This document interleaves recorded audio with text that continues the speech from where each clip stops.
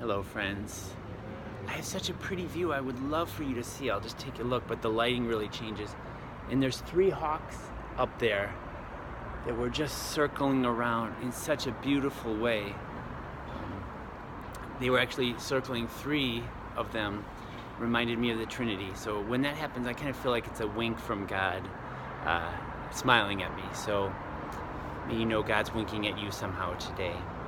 I was just sharing with Sungshim. I mean, guess where we are? We're at a Korean spa where you hang out. So I just shared something with Sungshim, and she's like, "John, go record that." So this is in real life, real time. As I've been praying and reflecting and going through some challenging times, that's called life. That's where I'm right now, but I'm sure all of us are. You know what, and I even wrote it down.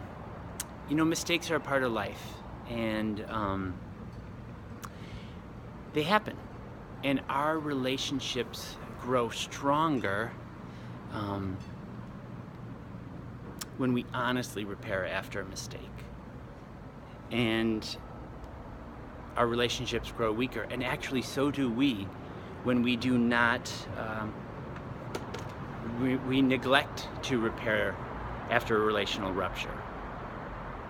So it is, it's my hope and prayer that myself, starting with me, when I make a relational mistake, I accidentally or do something when I'm task-oriented or focused and I neglect the relationship, that's okay. But I can always repair it. I can always own my part. I can always say I moved too fast, and I'm sorry that impacted you in a way that reduced the quality of our relational connection. So that's the kind of person I want to become.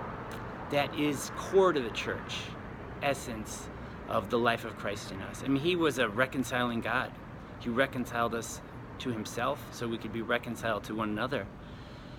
So I'm growing in this, and mistakes happen, relational mistakes happen, but we have a beautiful opportunity to repair after those. Actually, our relationships grow stronger, and the relational connection is stronger when we repair after those ruptures, those mistakes. So may we be the kind of people who seek to live this kind of life in Christ and die to ourselves and pursue this relational reconciling lifestyle.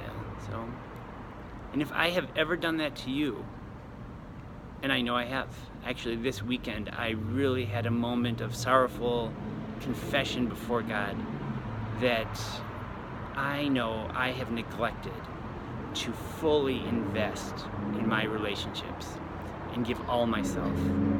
And I'm done with that. I no longer want that kind of life. I want to give fully of myself because Jesus loves me and I want to love you. And actually, I want to participate in that life of love. So join me.